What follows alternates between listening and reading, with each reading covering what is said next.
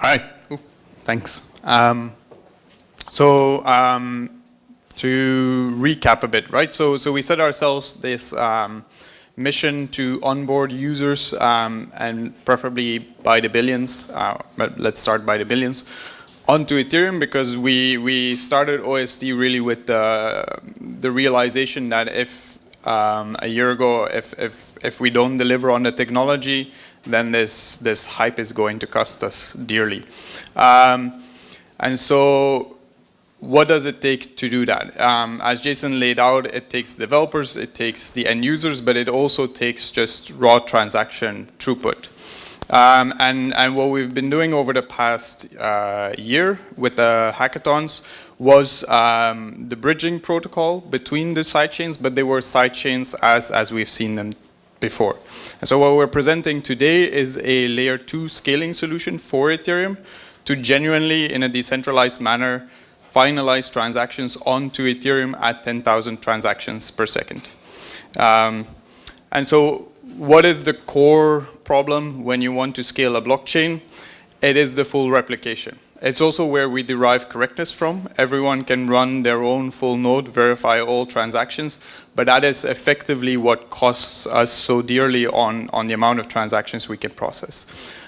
So how do we resolve that? And so earlier this year, Vitalik wrote a very interesting post on the wiki on Sharding Blockchains. And if you read through it, it effectively has 3 common ingredients, or almost basic sense ingredients, right? Divide the work into shards. So we call a piece of work a shard. You need to be able to communicate between the shards, and you need a form of economic finality on each of these shards.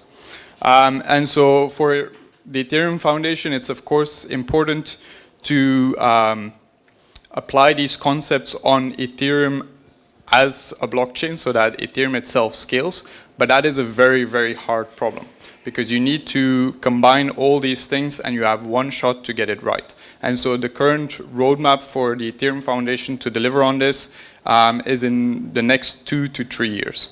And so there are additionally also other scaling solutions that including the Ethereum Foundation has worked on and contributed a lot to. For example, many of you will know Plasma, which is an ability to scale one smart contract. But then if you would think of those 3 ingredients, you need to divide up the work, yes. You need to be able to communicate between the applications. Not true, right? There's no one currently even thinking about how you would communicate between different Plasma chains. For example, then if you look at payment channels, you have the ability to transact money, but you lose the ability to have programmable money, because you cannot, state channels are even further behind than payment channels. And then as I said, Prismatic Labs, Vitalik, Ethereum Foundation are doing great work on Casper plus sharding, which is being called Ethereum version 2.0 now. I'm not sure what Ethereum version 3 is, by the way, Jason. Oh, okay. Well, anyway, I don't know what that is. But what if you take those 3 ingredients and you try to apply them at the layer 2? So when we say layer 2, we mean in the smart contract layer on top of Ethereum. And so before we go further, I'll try to explain these things to you today, namely what it is, and then hopefully we'll go through it and it will become more clear. So first of all, it's very important that Mosaic is a consensus protocol. And so a consensus protocol is an algorithm to reach agreement upon something that we now consider to be true. And so it is a consensus protocol that runs on top in a smart contract in Ethereum. And we call that a meta blockchain.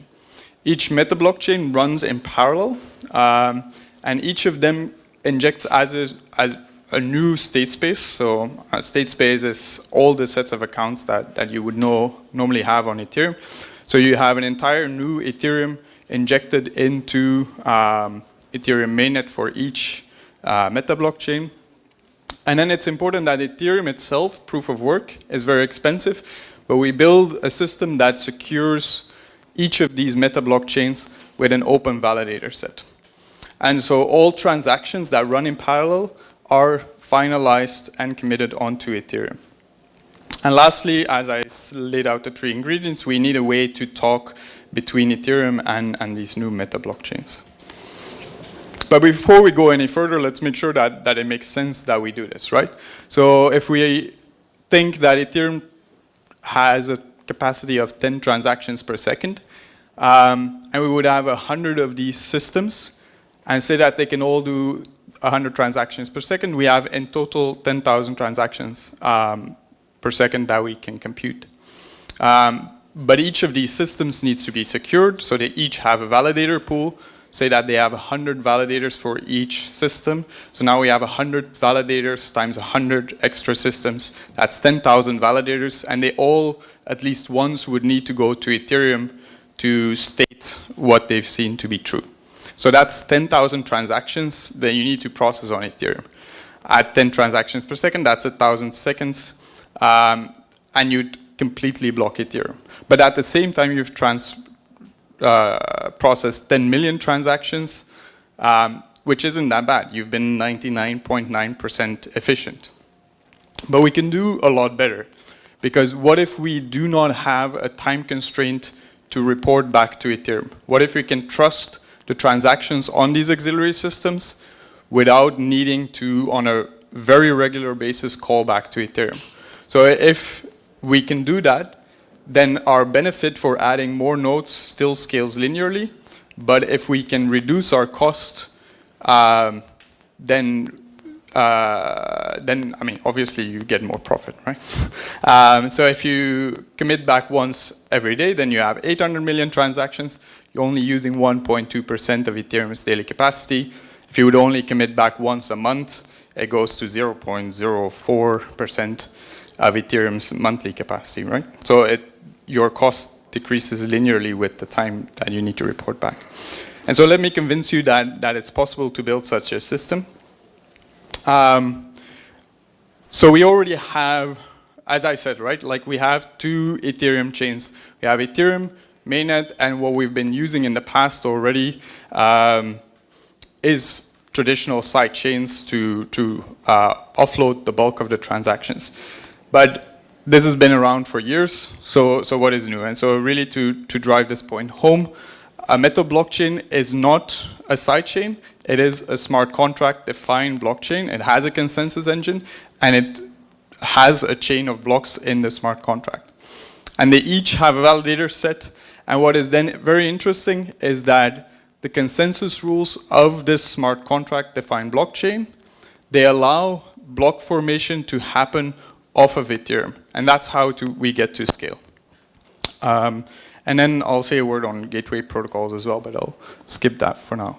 And so, but if we're sharding at layer 2, what does that mean? If you're sharding at layer 1, you're sharding contracts, right? Smart contracts.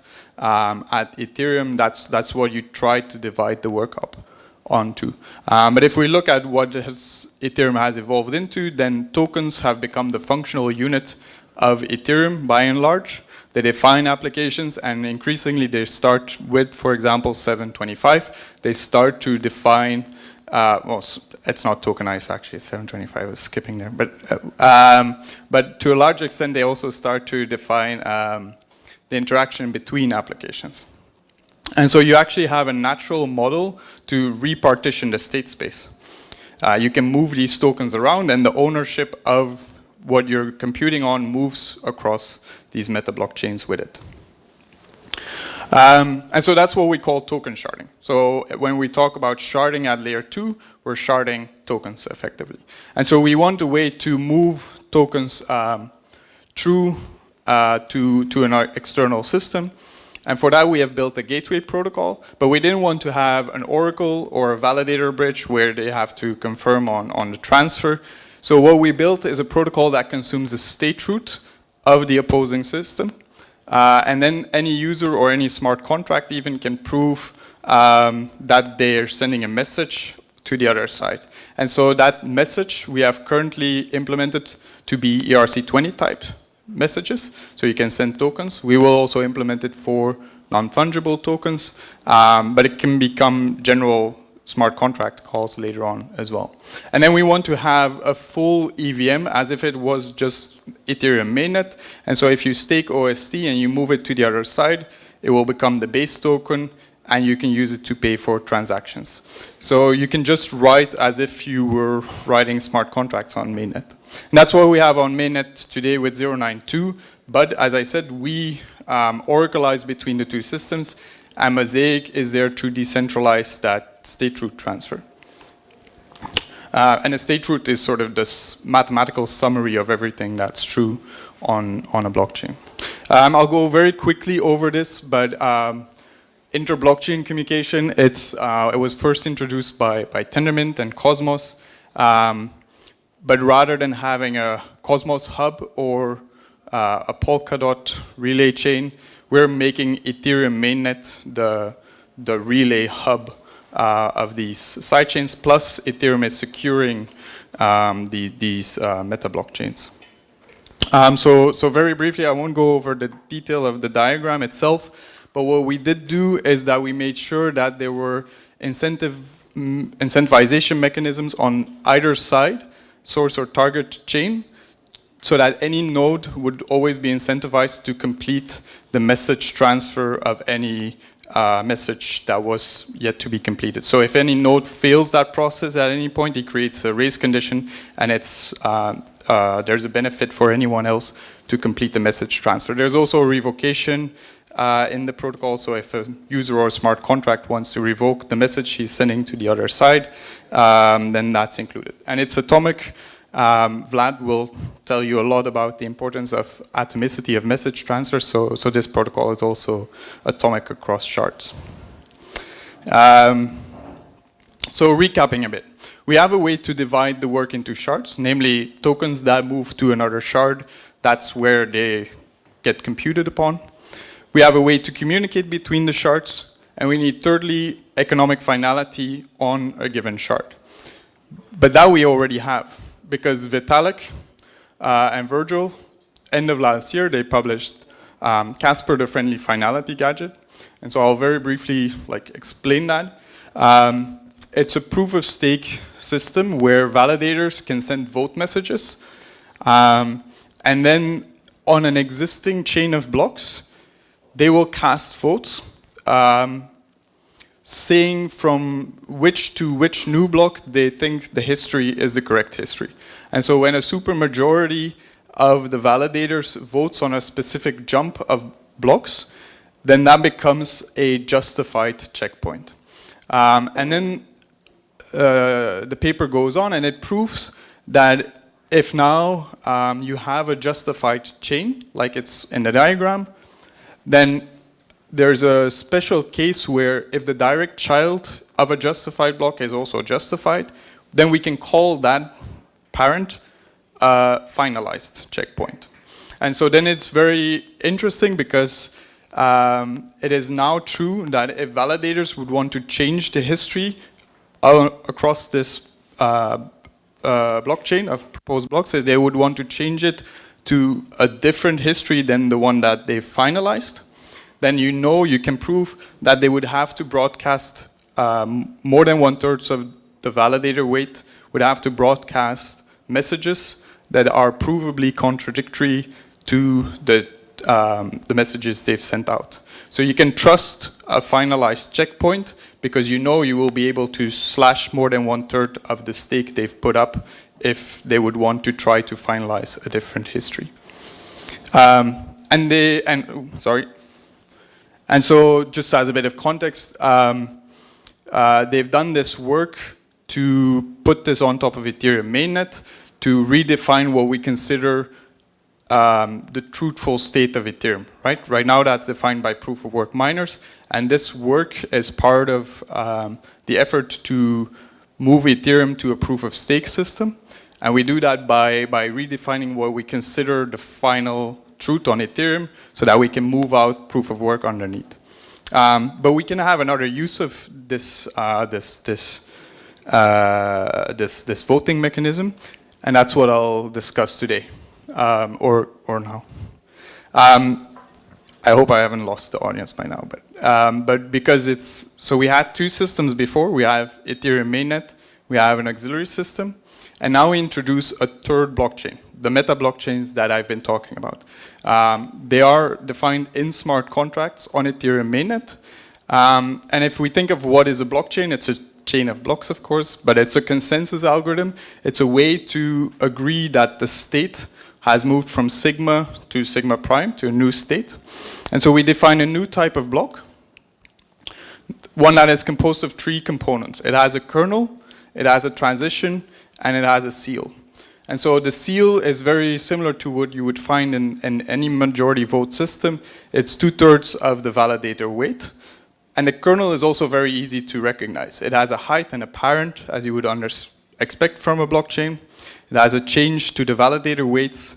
And I'll discuss later, it has a gas price that the proposers, but I'll discuss them, have agreed on to pay for that block. And then there's a second part. So it falls out into three parts. And the second part is the transition part. It has a dynasty number.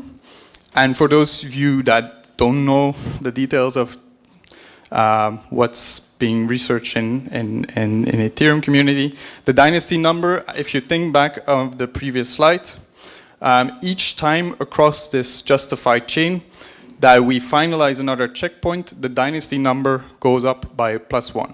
And so it's effectively the height along this justified chain, because each time we finalize a checkpoint, the history is not changeable anymore. And so that's the dynasty number. It's also, you can think of it as a height. And we keep track of the transaction route and the total amount of gas used. And what we can do, and I'll explain it by just constructing it, is make a blockchain. We have a genesis block, so that's by default committed. And then the kernel is known on Ethereum mainnet. We know the previous blocks, so we know the parent, we know the height, we just add 1. We know which validators want to leave or have been slashed. And we've agreed on a gas price. But then it's very important that in parallel and without any form of communication, the same validator set can be playing this game on the auxiliary system. They can be voting to create a justified chain. And in the smart contract layer, we can also keep track of all the gas that is being used and what is the full transaction route of the justified chain along the justified chain. And then the magic happens, because now at any finalized checkpoint, and remember a finalized checkpoint is one that had a 2/3 majority of the direct parent, and where we know that the history cannot be changed, we can use that to propose a meta block. We have this object, anyone has this object, and anyone can at any time report it back to Ethereum and propose a new meta block. And there can be competing proposals for the meta block, but they're not competing histories anymore. They're only competing at which height in the dynasty number we are closing the meta block. But then again, this runs in a smart contract, so we have as a given that only one of these can actually be the committed history, because only one of these will first verify the 2/3 majority of the seal. And so the system is really quite simple, but what you'll notice is that we slightly modified the vote objects that the validators need to sign. But it's very easy to prove that we only very mildly and conservatively need to update the slashing conditions. I mean, this is not at sight obvious, maybe, but it is. What I do want you to take away is that these slashing conditions, so they are conditions that should never be true, right? A validator should, if he's honest, never produce 2 votes for which any of these 3 conditions hold. And as an honest validator, it's very easy to never violate this. But they're also, in their own right, it's easy to see if you have 2 vote objects whether or not they should be slashed. And so it's also very easy to enforce them simultaneously on Ethereum and on the auxiliary chain. So as soon as one validator tries to force the history in a different way, then we can instantly report that to Ethereum, because Ethereum doesn't need to know anything of what has happened. It's sufficient to look at these two contradictory vote messages, and it can take away the stake of the validator. So there's no overhead on communication there as well. But if we have sticks to beat validators, we also need to give them carrots to actually do the work of verifying what has happened on the auxiliary chain. And so we already, in a natural way, extended the Ethereum interface by giving a new base token to pay for gas. And what we can do next is put a second gas market on top of it, but now at the meta block layer. So the users pay what we call proposers. They're the people who produce the new blocks on the auxiliary system, or the nodes who produce blocks on the auxiliary system.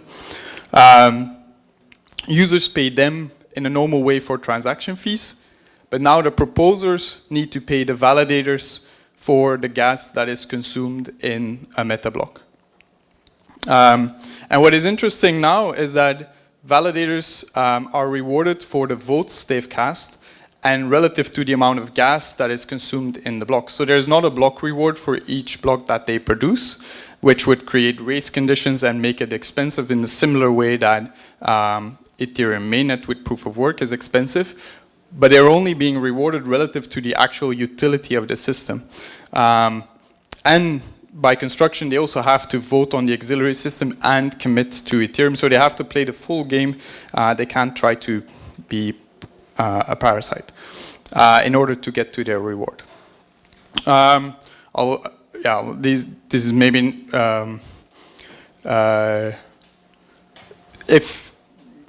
if we would reward them for the amount of gas used and we can close the block at any height, then it would be natural for validators to not want to really commit onto Ethereum because they'd have more costs, but the rewards are counted equally. So we do have a gas target, which requires the validators to commit on a known basis back to Ethereum. And then it's a dynamic validator set. Validators can join and log out of the system. So it's an open set. Anyone can become a validator, run just a full node, and cast votes and earn OST as a proof of stake validator. Lastly, what if it all goes wrong? What if this system halts? Then we know that any finalized checkpoint can always be used to commit a block by anyone because we already have the vote objects to commit it. And so as soon as a transaction is finalized on the auxiliary system, I know that I can trust that transaction because I know that I can always go back to Ethereum and commit it and get back the original funds that were moved into this shard. If that would happen, though, that this system doesn't reach consensus anymore, then we can challenge them, and it would be that is halted, and it's quite easy to check. If they can't produce a new block, then after a timeout of 2 weeks, it is halted. But then what is very important is that as a user, I don't need to be actively watching this. If I would have funds on this auxiliary system, it halted and I come back a week later, I can present proof that I was owning tokens at the last committed state. I can also come back 1 year later and present proof that I had tokens, or 10 years later if Ethereum is still around, and present proof that I had tokens. And so this is counter to Plasma that because it's off-chain and works with fraud proofs rather than committing a version of history. There's no requirement for mass exit. So if this system halts, there's no requirement for tens of thousands or millions of people to rush back to Ethereum. They can do so at ease. So the main objective was to make a system where dApps can start scaling on Ethereum now, right? We needed it for our own dApp to tokenize companies, but any ERC20 type and later more general can use this, and there's no central party involved because it's the validators that are continuously communicating when they commit a block back what is finally true, and so users can and dApp builders can use this to extend the capacity of their dApp. But then it's also important because, or very nice to note that I made a whole discussion on that this communication is not time-bound, so it doesn't have to happen often. But once it is constructed, now you can actually use atomic swap, just normal algorithms as we already have them, to move tokens back and forth very fast. So while we don't want to have a time constraint to communicate regularly between Ethereum because we'd create a bottleneck and we wouldn't get to scalability, now you can actually swap tokens between the shards to move very, very fast. And technical points. But at a higher level, I do think that it's very important that we have a new testing ground before we move to Ethereum version 2, where we have to get everything right, that we can have at the layer 2 experience and build out how these systems work, what works well, what works not so well, before we put an all or nothing bet on the next version of Ethereum. And so I think that this interaction between both researchers can be very interesting in the next year. But also, and that's the crucial point, that we can scale Ethereum today, because none of us want to wait another 2 years to get to a sizable transaction throughput. And so this is what we're saying. We can actually think of getting to tens of thousands transactions finalized on Ethereum, but also at a lower gas price, because we're paying the validators only for the work of validating transactions, not for proof of work effort that they've expended, because that's already being paid. We're leveraging those bits of proof of work to secure vastly more transactions. Jason already talked briefly about the roadmap, but what we're working on next and what we're promising is that we'll put out the paper publicly by the end of the month. We've closed the logic in June, but we've been building the first implementation of it and made corrections to the paper in the meantime. We'll keep testing further just also the OpenST protocol of tokenizing mainstream applications on mainnet. And then early next year, we want to have Mosaic as an alpha out on mainnet, and very shortly after start working to warm up the validator pool. Just for sort of like the geeky next stuff that we'll be excited about is we want to enable smart contract calls between the meta blockchains, between the shards, to call directly from one shard to another. And then if we really want to venture into IoT scalability, the logical next step is to put a meta block on top of a meta block, meta blockchain on top of a meta blockchain, because you're again multiplying the transaction capability. And so rather than tens of thousands, we're talking millions or more transactions per second. And then the last promise that we're putting out publicly is that the contracts will have a time lock release in 2020 to fully release all security measures to the validator pool. And that's our message of today. So thank you all very much for listening. I know this was very technical, very detailed, and it's probably a lot more than you're used to getting at these events. But part of the point of this is that if you think about all the companies that come in and do pitches about all the great things they're going to do with blockchain, whether they're a mainstream app or a distributed app, they're all going to get to this place sometime in the next 6 months to a year where they start thinking about deployments, and they need to figure out scale. Visit our GitHub, use the code, give us feedback, help build it. We think this is one of the viable solutions for scaling Ethereum. There's going to be many of them, but we would love to get the community involved with it. So thank you all very much. Appreciate it.